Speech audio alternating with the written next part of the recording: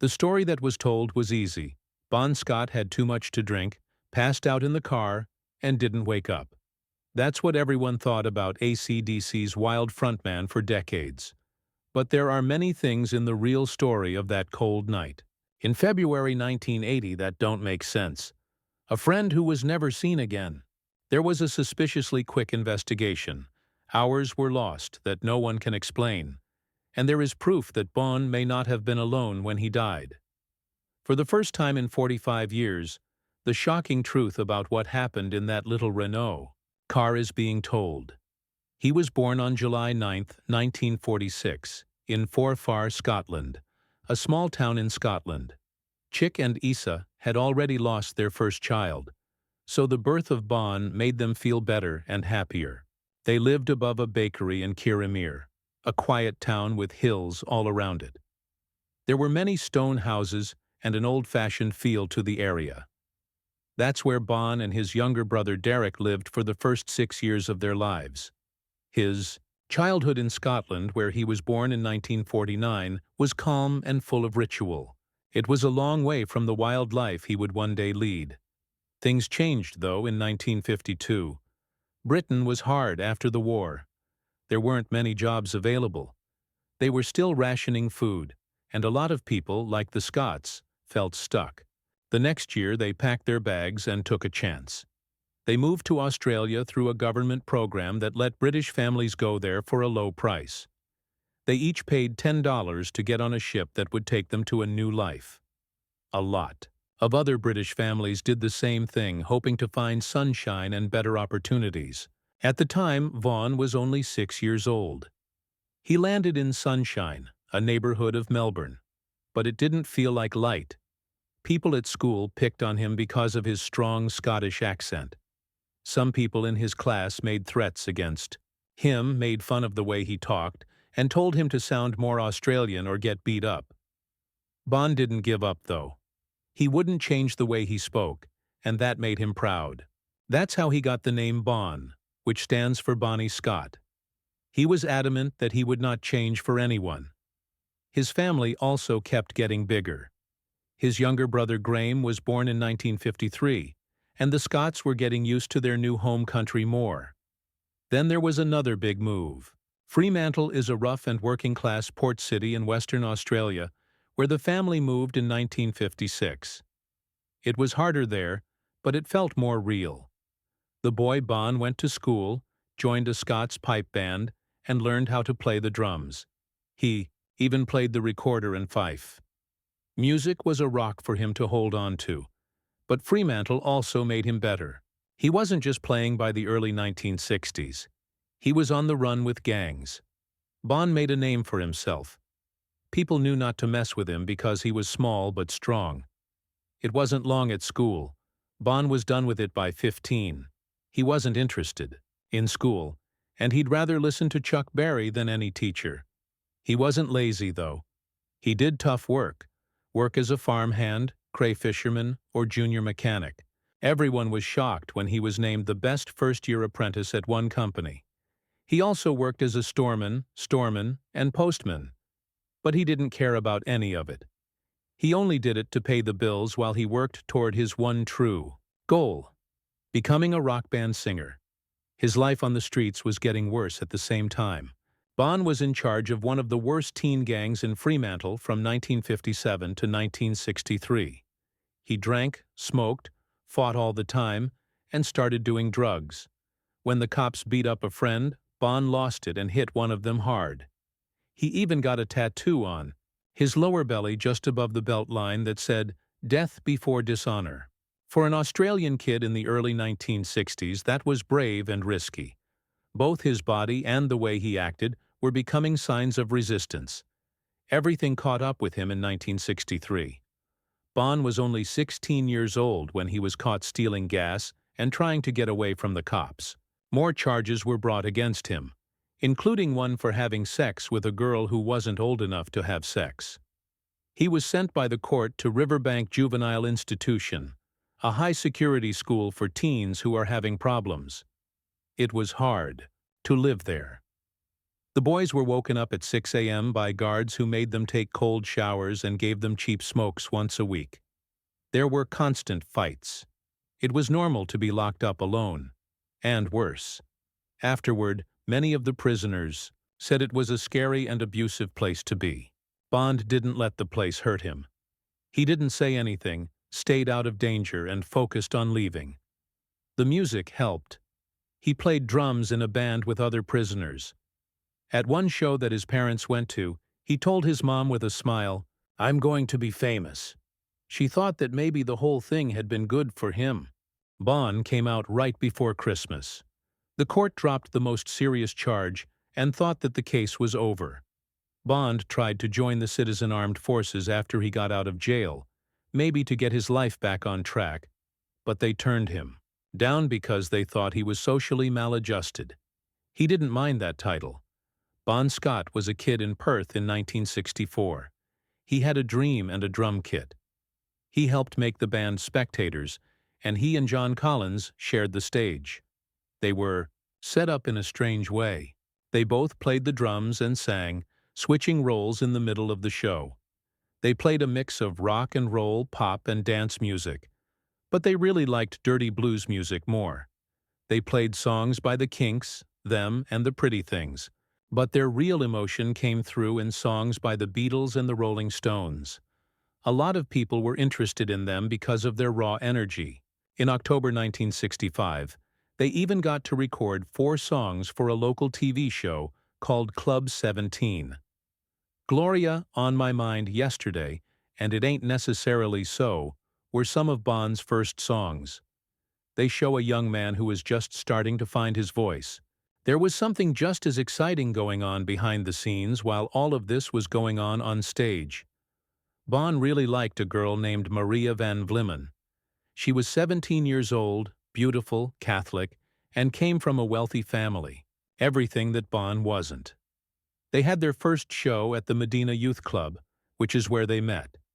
Maria did more than just date him. She joined the band's world and even ran their fan club, but their relationship was tense. Bond said he wanted to marry a virgin, and Maria was meant to be that person. She was also seeing Brian Gannon, the bass player for the band, who was only 15 years old. She said she didn't go to bed with either of them, but she did hold hands with both of them during shows under a rug. Both of their families didn't like how things were set up. Their kids thought Bond was a waste of time. People who knew Bond thought Maria was rude, but it worked for a while. It was full of inconsistencies, like Bond's early life in general. That paradox was always with Bond. He was crazy, loud, dirty, and dangerous on stage. He could be quiet, kind, and deeply thoughtful when he wasn't on stage. He was once called the dirtiest person I know by Angus Young.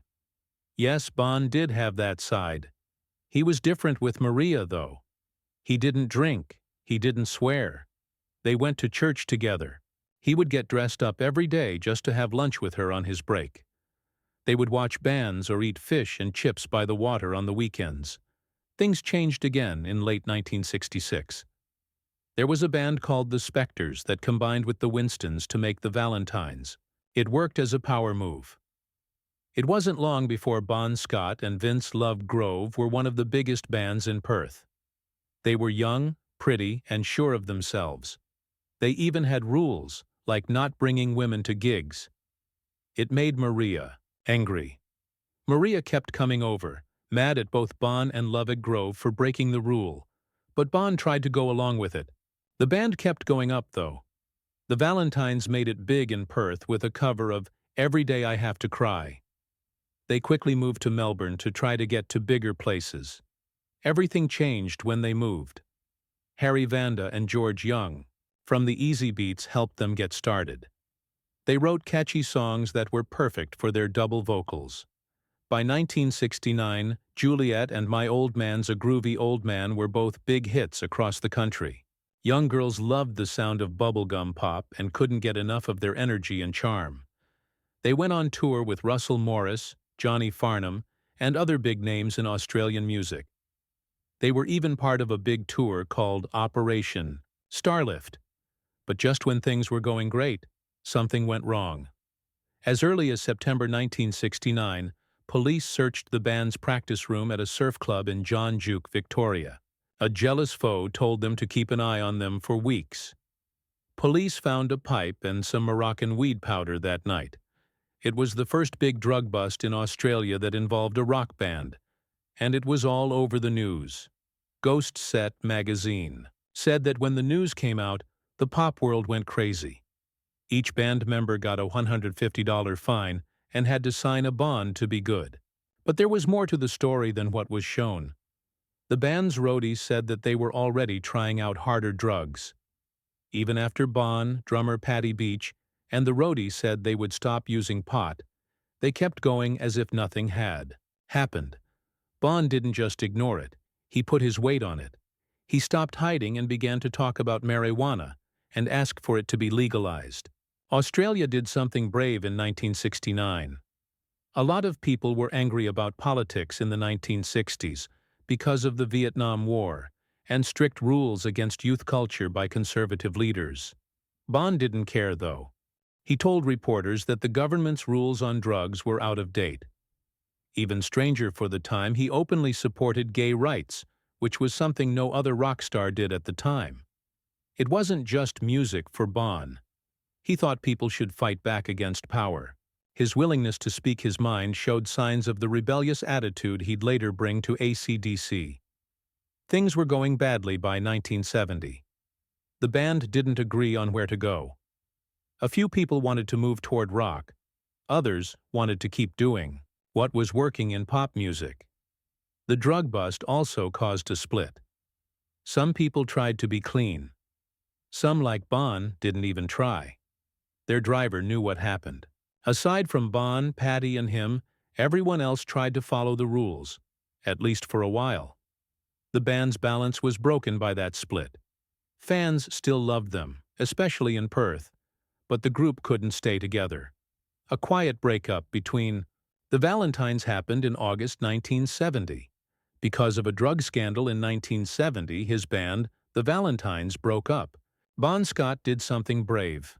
The pop music scene was over for him. He moved to Adelaide and joined a band called Fraternity. Not many people knew about this group.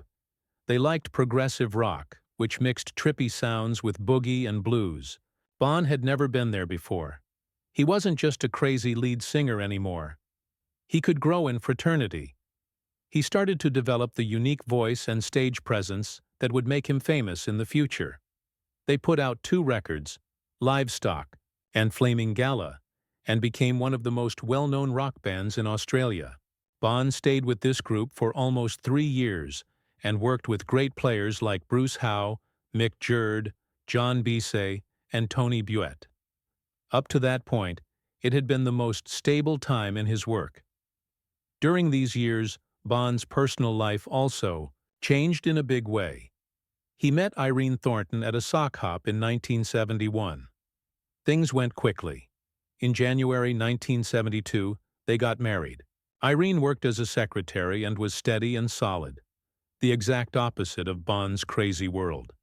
Their relationship was intense, but it changed a lot. Friends told them they'd fight like hell and then make up like hell too. But by the end of 1973, things were going badly. The UK trip for Fraternity didn't go well. It was hard to get money. Bon was cheating on his wife more and drinking more. Their Adelaide apartment turned into a war zone. Bon got drunk, got on his motorcycle, and rode off quickly one night after a very rough fight. That moment gave away the fact that something bad was about to happen.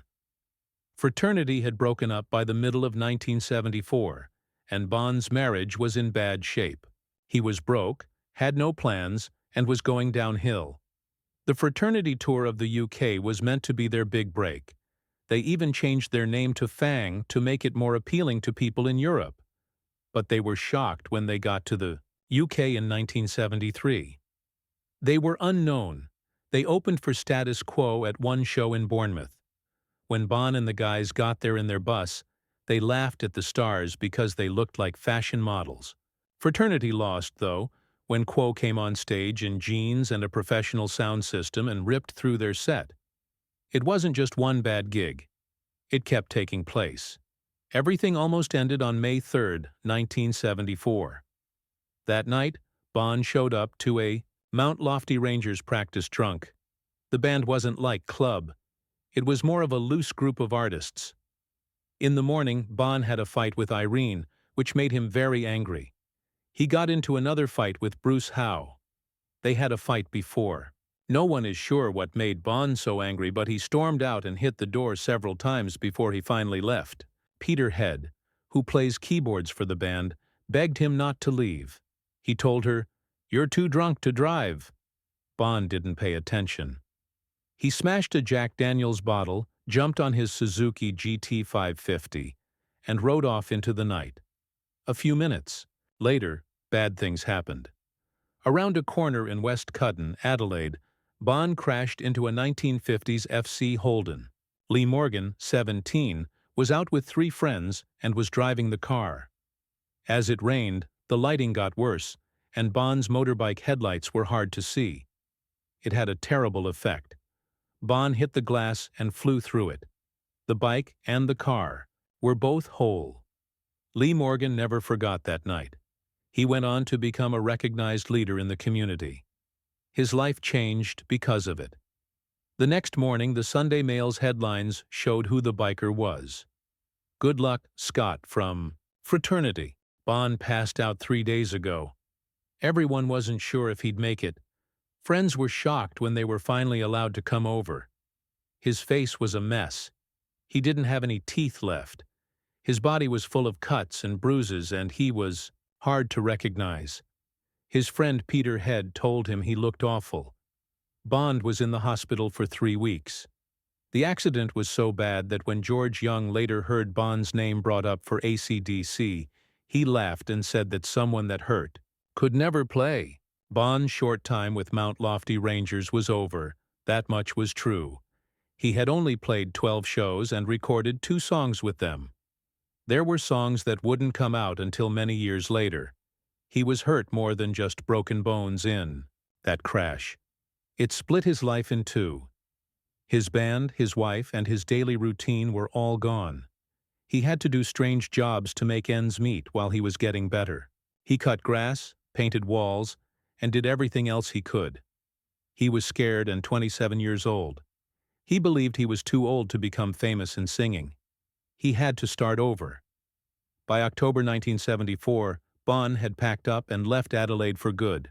As he moved to Sydney, he left behind the Rangers' ruins and the ghosts of his friends.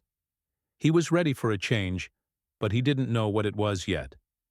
That second chance came from an old friend. Bon used to play in a band with Vince Lovegrove, and he and his wife had started a small management business. Seeing Bon having a hard time, he called him in to help out around the office. He did little jobs to stay afloat. Then Vince got a call. George Young was looking for a new lead singer for AC/DC, the band his brother was in. Dave Evans, who played lead, wasn't there. Vince thought of Bon right away. George wasn't sure. Bon was up there. He had been in a bad crash, but Vince pushed him. He took Bon to the Puraka Hotel to see AC/DC play. Bon was pleased, but he wasn't sure. They looked too young to handle real rock because they were so young. The younger boys thought Bon was too old to rock out. All of that changed one night at Bruce Howe's house during a jam session. They had fun all night. It was love at first sight. It all made sense. Less than 6 months after almost dying in a crash, Bon Scott joined AC/DC on October 24, 1974. Rock history was changed forever after that. In early 1975, their first record, High Voltage, made it to number 20 in Australia. Their second, TNT, did even better and got to number 2. A lot of people loved songs like It's a Long Way to The Top and Jailbreak. Then, just at the right time, their manager sent pictures and tapes to people in London. Atlantic Records boss Phil Carson heard them and offered to sign them to a worldwide record deal. Everything changed because of that deal. By 1976, AC/DC was on tour in Europe playing for Black Sabbath, Kiss, Aerosmith, and The Who were some of the biggest bands in the world. Their version of High Voltage that was released outside of Australia sold more than 3 million copies, putting them in the global spotlight right away. In 1979, the band did something very risky. Atlantic Records hired producer Robert John Mutt Lang to help them make a hit. The band had never worked together before without George Young, Malcolm, and Angus's older brother. It only took them 3 weeks to record Highway to Hell in London. It went crazy when it came out in July. That song sold 1 million copies in the US alone, and it got to number 17 on the Billboard lists. It would go on to sell more than 8 million copies and become one of the most famous rock records ever. For Bon Scott, Highway to Hell was both his best work and his last record. He had finally done it. His words could be heard everywhere. People knew his name, and his band was riding high. The last few weeks of Bon Scott's life were a blur of parties, music, and chaos. He had just finished the Highway to Hell tour with AC/DC. The last show was in Southampton on January 27, 1980. After that, he went on Top of the Pops and started working on early songs for Back in Black right away. He spent a lot of nights out in London during this time. One of his favorite places was the Music Machine Club in Camden. People saw him drinking a lot and hanging out with a mix of friends, artists, and drug users. Scott was back at the Music Machine on the night of February 18th. He drank with friends, like the artist Alistair Kinnear, who had ties to heroin. Kinnear later said that Scott was too drunk to do anything, so around midnight he put him in his small Renault 5. He called Scott's ex-girlfriend Silver Smith when he couldn't wake him up. He said she told him to let Scott sleep it off. He said he pushed the seat back, left Scott in the car, and came back the next morning. But Scott was cold, won't talk, and is already gone. King's College Hospital said he was dead, and rigor mortis showed that he had been dead for hours. According to the coroner's report, the person died of severe alcohol poisoning. His blood alcohol level was 0.41%, which is more than 5 times the legal limit for driving.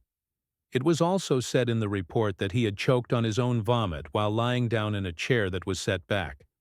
It's possible that a loose tooth plate made the choking worse. Heroin or any other drugs were not found in his body, but some experts later said the tests that were used back then weren't very good. This drug is quickly broken down in the body. When toxicology results were written in 1980, it wasn't always so easy to tell the difference between morphine and other opiates. Some people also wondered how the probe could have been over in just 72 hours without looking for any other drugs. Some people who knew Scott well said that he had overdosed on heroin in 1974 and 1978.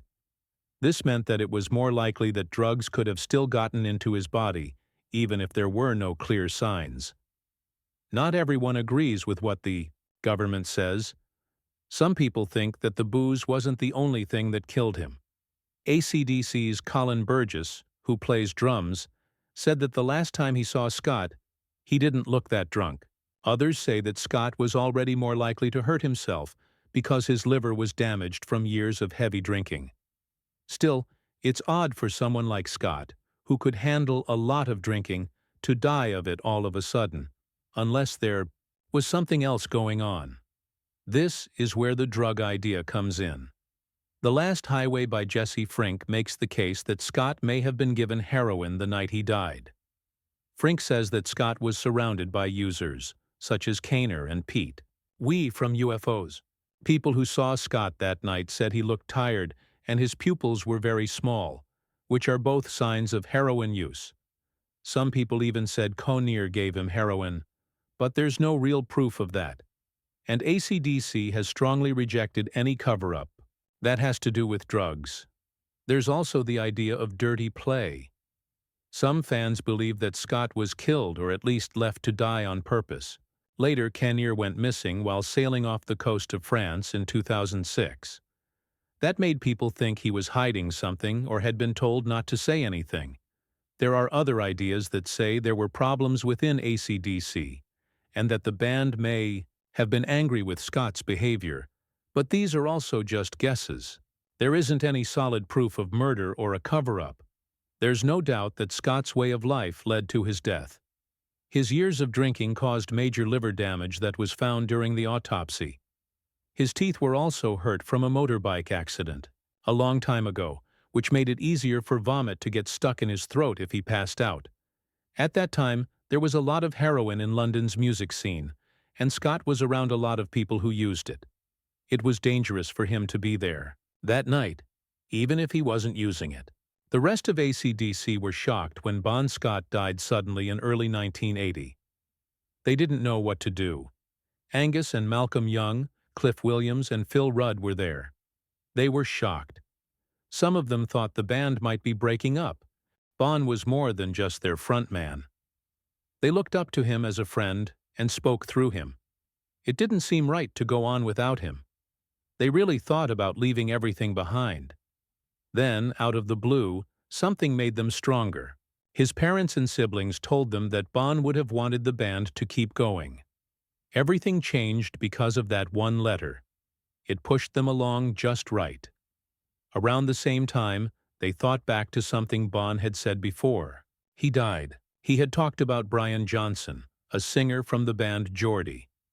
Bon liked him. He even told his friends that Johnson made him think of Little Richard, and that Johnson really understood what rock and roll was all about. It was almost like Bon had not meant to choose his own alternative. Brian Johnson joined AC/DC just 2 months after Bon's death.